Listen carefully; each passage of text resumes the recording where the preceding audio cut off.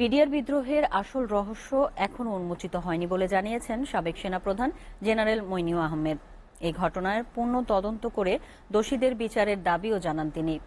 111-এর প্রধান চরিত্র মইনুল আহমেদ তার নিজের ইউটিউব চ্যানেলে এসব কথা তুলে ধরেন।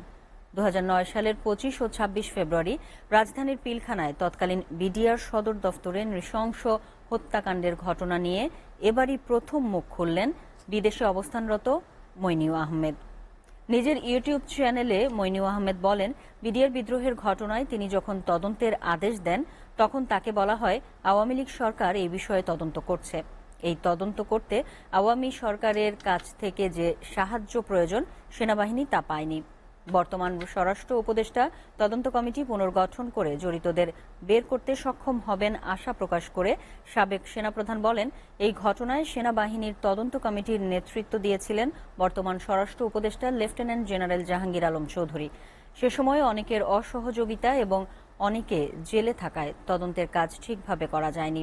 তাই অন্তর্বর্তীকালীন সরকারকে এই ঘটনার পূর্ণ তদন্ত করার আহ্বান জানান তিনি।